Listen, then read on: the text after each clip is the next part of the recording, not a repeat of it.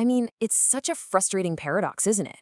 We follow this standard playbook, go to school, get a job, but we still feel stuck.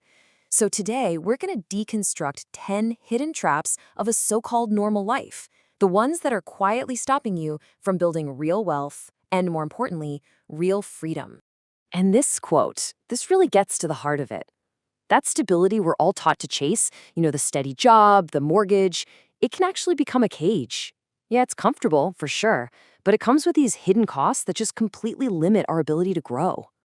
All right, so these traps, they start small, like really small. They're hiding in our daily habits. Let's start by looking at some of these sneaky spending traps that look just, well, like normal life. Okay, what's so wild about these is just how normal they all feel, right? Think about it. We start treating convenience like it's a basic need, so food delivery becomes the baseline, not a luxury.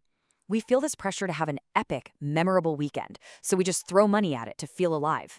And before you know it, restaurants have become the default setting for our entire social life. Wow, this quote just, if perfectly captures that memorable weekend trap.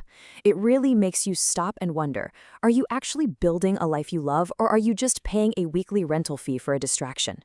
That is a huge distinction. And this is such a brilliant way to put it, isn't it? This whole social trap. When seeing your friends is always tied to a menu and a service charge, you've basically outsourced your connections. You're not just buying a meal anymore. You are literally renting your friendships, one crazy expensive bill at a time. Okay, next up, we're going to shift from what we do to who we think we are. This next set of traps is all about the seriously high cost of maintaining an image. And here we go, trap number 4, the car as a status symbol. Look, for so many of us, a car isn't just about getting from point A to point B. No, it's a story. It's a story we're telling the world and ourselves about who we are. And that story, well, it comes with a pretty hefty monthly bill. All right, trap number 5. This one is super subtle, but incredibly powerful. It's the trap of trying to fund multiple versions of yourself. We all have these aspirational identities, right? The person we want to be. The trap is when each and every one of those identities comes with its own shopping list. Just think about it for a second. There's the fitness you. That person needs the expensive gym membership and all the latest gear. Then there's the well-traveled you, who's constantly buying flights. Don't forget the productive you, with a subscription to every app and a new planner every month. And of course, the well-read you, with a pile of unread books. Each one of these is like a separate little budget, and they're all fighting for a piece of your single income. And all of this really boils down to one critical question you have to ask yourself. Is your money actually building your future, or is it just funding an image? Which leads us perfectly into trap number 6, and this one is all about social influence. It's so easy for this to happen, right?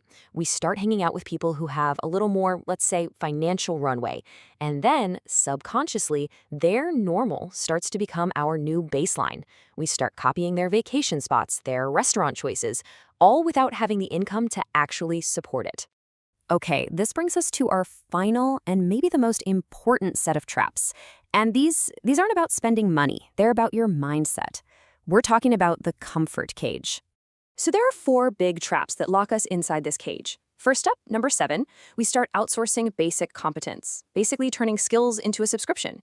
Then there's number 8, we optimize for stability instead of optionality, which means we're capping our own potential.